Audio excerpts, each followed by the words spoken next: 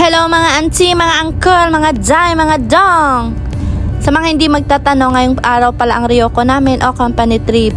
Every year pala ito ginaganap sa kumpanya namin. And last year nga ay sa Miyeken lang, so dito lang yan kaya hindi ako sumasama.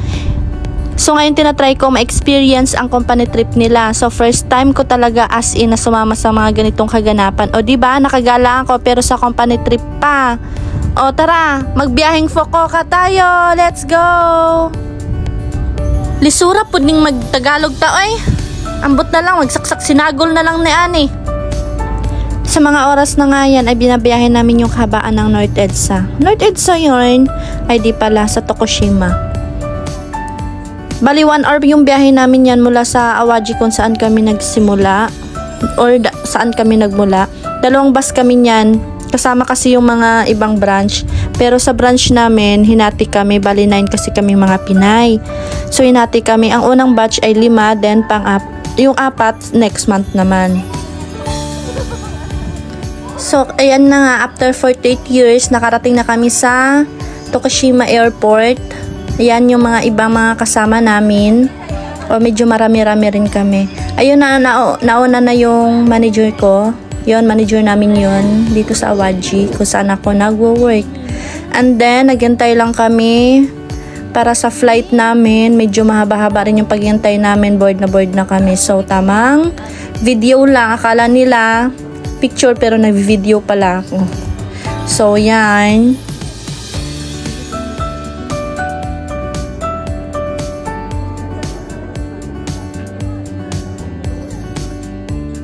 And then, nandito na kami sa boarding area. Then, hantay lang namin yung flight namin. Board na talaga yung mga person dyan. Tignan mo, 11:30 pa yung flight namin yan. So, tamang antay, tamang idlip. And then, sa wakas nga, pa-flight na namin. See you Pinas. Ay, hindi pala. See you Fukuoka. Tuwang-tuwa na ang mga person dyan.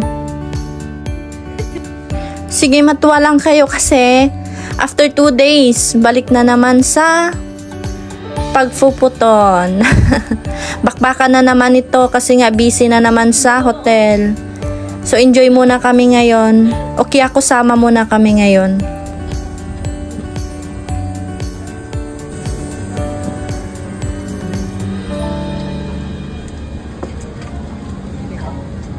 Sa dulo ako.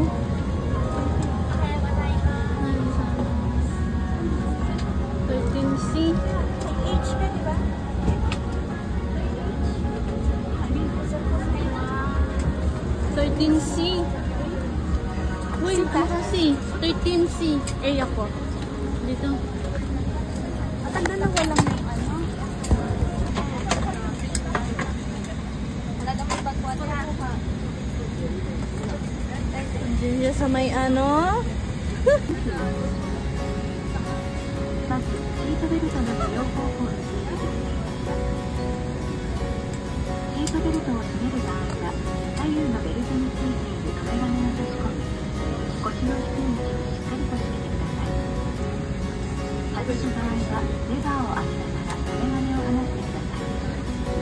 At sa wakas, flight na 1 hour pala yung biyahe namin yan. So, tamang idlip muna kami yan, guys. Kasi, ang aga namin nagising as in. Kasi bawal kasi malate. Alam mo naman yung mga Japanese, dapat on time ka talaga. Dapat nga ano dapat hindi sila yung mauuna dun sa time na sinasabi nila dapat ano ka talaga. Kasi para iba yung ano nila, iba yung tingin nila sa'yo pag sobra malilate ka. Kaya ang aga namin nagising yan, as in, sobra talagang aga, kaya antok yung mga person dyan. Sobrang antok. Kaya binabawi namin yung tulog namin dyan. So ayan na nga, nandiyan na kami sa langit. Ay, langit. Langit yarn. Tingnan nyo yung mga view niyan. Ang ganda ng view dun sa baba. Sobra talagang ganda ng view sa baba. Tingnan nyo. Pero parang parang San Pedro, nasa langit na ba ako? Ay, hindi pala. Ulap pala yan, ulap. Ang kapal ng ulap niyan, kaya para kaming parang tumatalbog-talbog yung eroplano sa sobrang kapal ng ulap. Tingnan mo naman, oh, ang kapal ng ulap. Pero ano nakikisama sa amin yung panahon. Hindi siya umuulan. Sobrang nakikisama sa amin.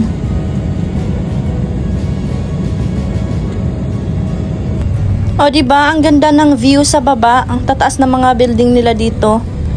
So, ayan na. Update ko kayo mamaya. Tulog muna ako. Idlip muna. Update ko na lang kasi medyo mahaba-haba kasi itong video na to. Kaya hanggang dito na lang muna, guys. Enjoy! May part 2 pa to pagbaba namin ito.